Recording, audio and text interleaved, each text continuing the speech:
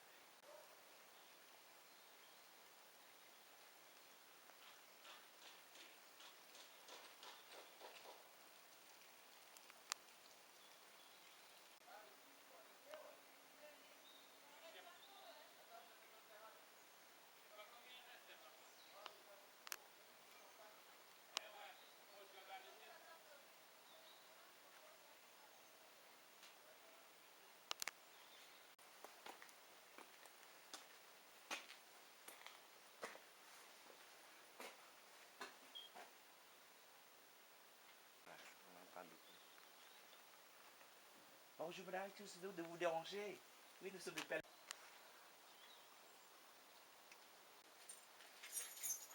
À Aix-en-Provence. Oui, voilà. Et lui, c'est le père Antoine qui vient de Laos, c'est moi du Vietnam. Voilà. Absolument. Nous avons une retraite, et puis il était notre ami l'eau. Oui.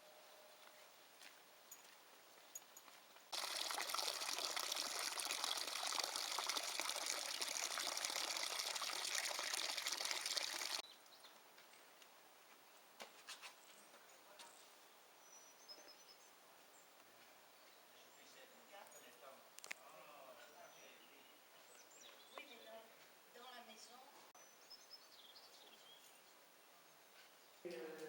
Benoît, parce que toute la maison a brûlé. La seule chose qui a été conservée, c'est le rez-de-chaussée, parce qu'il y a des voûtes. C'est fait avec de la pierre, et donc ça n'a pas brûlé. Donc ici, c'était une bergerie, c'était la bergerie où elle mettait ses chèvres, ses moutons. Ici, c'était une cave, et là, c'était une petite grange, vous savez, qui était accrochée devant la maison. Alors, voilà comment c'était. Du temps de Benoît. La bergerie n'a pas changé.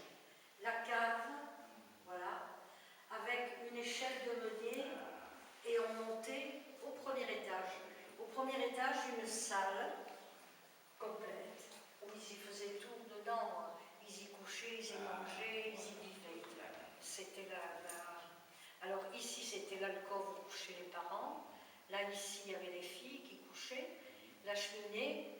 Et ici, sûrement une table et deux bancs pour manger. C'était comme ça la maison. Voilà, c'était comme ça du temps de Benoît. En 1800, alors, il y a eu deux incendies. Un premier incendie en 1692. C'est le duc de Savoie qui a envoyé le Dauphiné et qui a tout mis à feu et à sang. Donc à ce moment-là, la maison a été brûlée en partie, mais ça a été restauré. Et puis en 1850, alors, là ça a été un incendie, c'est tout le village qui y est passé. Il y a eu un feu de grenier. Et comme les maisons étaient, vous voyez, ici, elles étaient toutes accolées les unes aux autres, et bien tout le village a brûlé. Il n'y a que 2 maisons qui ont été sauvées à peu près, mais le reste, ça a été tout brûlé. Donc l'évêque de Gap, à ce moment-là, il a décidé de racheter les ruines de la maison, avec dans l'idée d'en faire une école pour les filles. Donc, il travaille et puis il englobe cette partie, qui est ce petit morceau-là. Ce qui fait que ça a agrandi la maison de tout ça, d'environ 2 mètres. Vous voyez, la maison est donc beaucoup plus large. Et donc, il ouvre des fenêtres sur ce côté. Alors, ça change un petit peu la disposition. Il fait un vestibule. Là, l'écurie ne change pas. La cave, elle est rétrécie parce qu'on fait le vestibule. Et là, il fait une cuisine pour la sœur qui devait venir pour faire l'école. Et alors, ils y vont en procession le dimanche. Et ce monsieur Grimaud, dit à Benoît, mais est-ce que tu vois cette dame, Marie, mère de mon fils Jésus, je suis venue pour la conversion des pécheurs, et maintenant, dorénavant, tu me verras de l'autre côté de la danse. Et vous rappelez combien de fois ton apparition assise ici là? Au Vallon des Fous, Oui. pratiquement tous les jours. Pendant combien? Mais pendant 4 mois. 4 mois. Mais elle ne savait pas que c'était la Vierge. Ah, Alors, je ne sais pas si c'est compté dans ses apparitions. et c'est après ça, l'apparition c'était... Après, ça a été à Pindreau, et puis après, ça a été la chapelle. Ça a duré très longtemps. Ça a duré jusqu'à sa mort. Jusqu'à 54 ans. Oui. Ah oui, c'est ça. Trois étapes, hein, ici. Oui. Pindreau, et puis le bon. Voilà, c'est ça. Et alors, quand elle est apparue la première fois à la chapelle de Bon-Rencontre, elle lui a dit, je veux que tu fasses construire une église qui fait 20 mètres de long, 24 mètres de large, enfin c'était bien décidé. Et Benoît lui dit, mais les bons prochains, comment voulez-vous qu'on fasse la petite église? Elle lui a dit, ne t'inquiète pas, mon fils y pourvoira. Et à partir de ce moment-là, tous les gens des environs sont venus, qui ont apporté des pierres, qui ont apporté du plâtre, qui ont apporté du bois, qui sont venus aider à faire les fondations. Des gens qui ont apporté de l'argent aussi. Et l'église là-haut a été bâtie en 3 ans. En 3 ans, et il y avait juste un petit sentier pour monter là-haut. C'était extraordinaire. Mais la hauteur comme ça, à l'époque, Oui. Pas de moyens. Hein. Ils n'avaient pas de moyens, ils n'avaient rien. Ils montaient tous à dos d'âne ou sur le dos. Hein. C'est une bonne motivation. Oui. Et ici, vous présentez ici, Ça, c'est la Vierge. Alors, la Vierge, la Vierge. tout ça, c'était démoli après Oui. l'incendie. Donc, l'évêque l'a fait reconstruire. Et dans les papiers anciens, il avait bien stipulé que, que du côté où couchaient les filles, il y avait une niche avec une Vierge et des images. Ah oui. Et alors, le bois de la croix, c'est ça qui est extraordinaire, représente l'arbrisseau qui s'appelle la passiflore. Vous connaissez? Oui. Voilà. Il y a toute une histoire sur les... Ce sont les jésuites qui ont expliqué ça. Voilà, au XVIe siècle. Pour l'évangélisation des Amérindiens là-bas. Qui disait que la fleur représentait la couronne d'épines, les pistilles c'était les clous, le marteau pour clouer les clous, il est là contre la jambe du Christ. Enfin, il y avait Voilà. C'est le moyen de l'évangélisation. Voilà. Parce que mais ça existe depuis longtemps. je ne savais pas ça, je connaissais, je savais que ça représentait la passion, mais je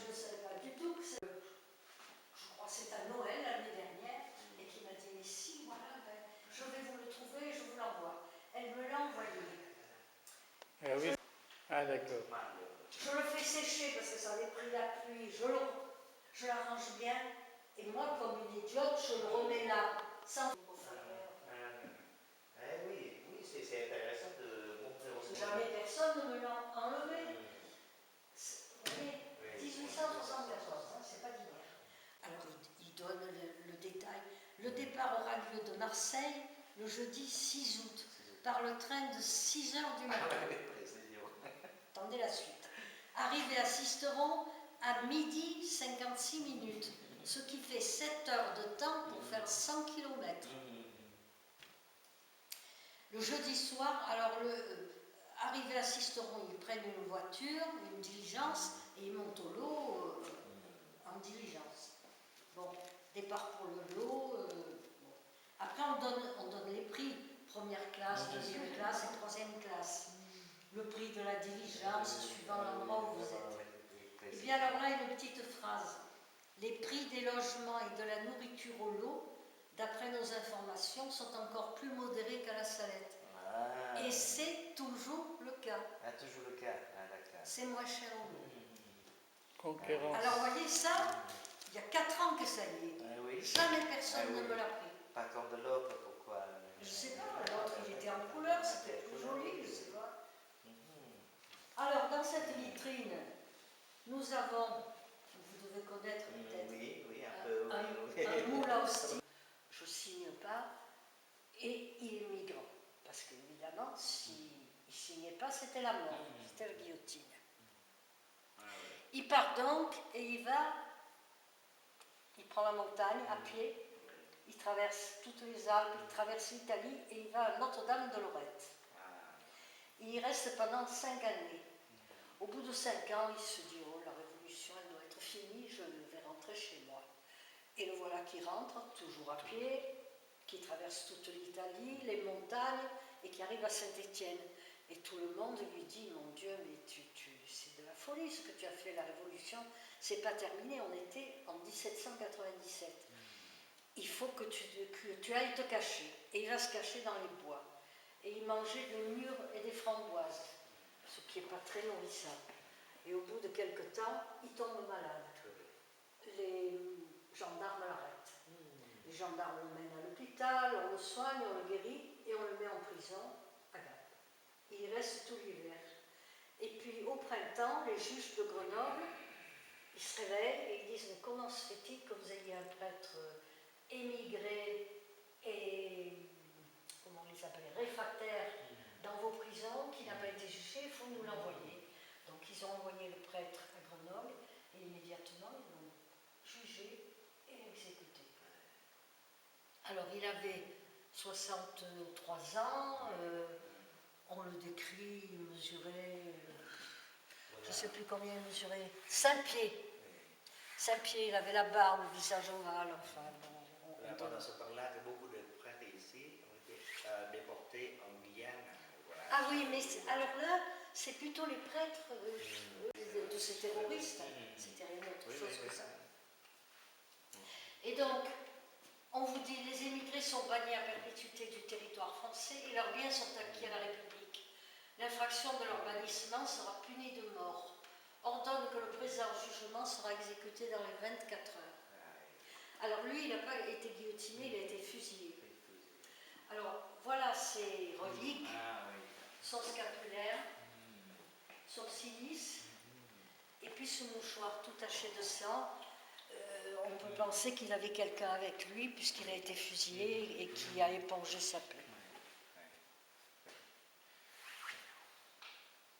Petit morceau qu'une personne bien intentionnée a essayé d'arranger, de rebroder un petit peu pour pouvoir le mettre. Ah, mais c'est précieux, hein? Oui, parce que c'est le seul qui reste. Alors ça, c'est le manuscrit du lot en dessous. La Vierge avait dit à Benoît, il faut qu'on écrive ton histoire, que les gens par la suite connaissent ce qui s'est passé. Elle ne savait ni lire ni écrire, donc elle lui a dit, il faut que tu prennes des gens à qui tu racontes tout ce que tu as fait et qui le rédigent. Donc elle prend ces 4 personnes. François Grimaud, qui était là à la première apparition, c'est lui qui interrogeait.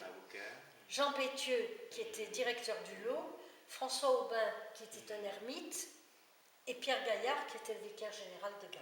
Donc ces 4 personnes ont écrit, chacun avec leur cœur, avec leur âme, avec leur conscience, et comme les évangélistes, eh ben, ils ont souvent raconté la même chose et d'une façon différente. Ah oui, oui, oui. Mais, enfin, d'une façon différente, on ne peut pas dire que ce soit des grosses différences qu'il y a dans les évangélistes. Mais aussi. l'essentiel, c'est le même. Voilà, L'essentiel, c'est le voilà. même. Alors là, c'est l'original qui a été écrit.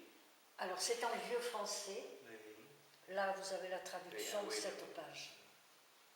Et la Vierge avait dit, ces manuscrits, il faut qu'ils restent tous. Décidé de cacher ces manuscrits. Et puis, les révolutionnaires sont arrivés, ils ont chassé du lot, ils ont essayé de mettre le feu à l'église. Enfin bref, ils n'y sont pas arrivés. Et finalement, ils ont vendu l'église et les bâtiments à un Italien d'Aoste pour la somme de 300 francs. Et puis, le temps a passé, pendant une dizaine d'années, il n'y a eu plus personne au lot, il n'y avait plus rien. En 1800, il y a des prêtres qui décident de revenir au lot et ils se mettent d'abord en rapport avec cet Italien et ils lui rachètent les bâtiments pour le même prix que lui les avait achetés. Et il s'installe. Et il commence à chercher les manuscrits. Alors il cherche partout, dans l'église, dans les bâtiments, partout. Impossible de trouver ces manuscrits. Ils en avaient fait un petit peu leur deuil, ils disaient les révolutionnaires ont dû les trouver, ils les ont brûlés. Et puis, 20 ans après, vous voyez qu'il ne faut pas désespérer, en 1820, en faisant des réparations dans le grenier, il y avait... C'est des Oblats qui arrivent là, 1820. Oui, 1819. oui, c'est ça. Oh, il connaît bien l'histoire. C'est parce que nous sommes des Oblats. Ah, voilà. C'est ça. Oui, 23 ans, on a travaillé là-bas, oui. Ouais. Et donc, je sais plus où j'en étais. Oui, en 1820, donc, ils ont trouvé sous un tas de plâtras, de saleté dans le grenier. Ils ont tout enlevé pour débarrasser. Et au milieu, ils ont trouvé les manuscrits qui étaient bien enveloppés, bien pliés. Et donc, l'évêque de Gap a décidé de les faire traduire.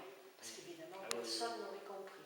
Donc, il a pris un prêtre qui s'est mis au travail. Je ne sais pas combien de temps il a travaillé, mais certainement très longtemps. Et il a tout écrit, la traduction à la main. Il n'y avait pas de machine à écrire à l'époque. Hein. Et donc, ça vous fait un livre qui est grand comme ça et qui fait 700 pages. Oui, on a lu ça. Avec les commentaires, avec des commentaires à côté sur chaque fois qu'il y avait quelque chose.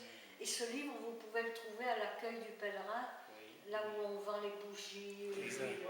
On a lu ça et puis on a cherché le passage des Oblats qui sont passés à la fin.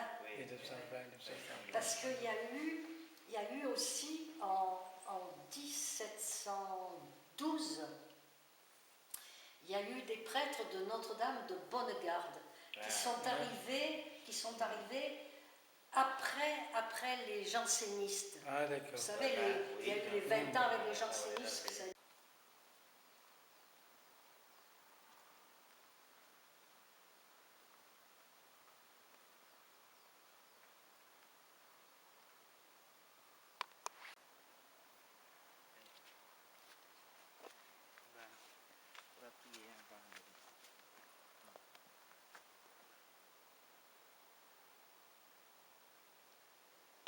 Okay.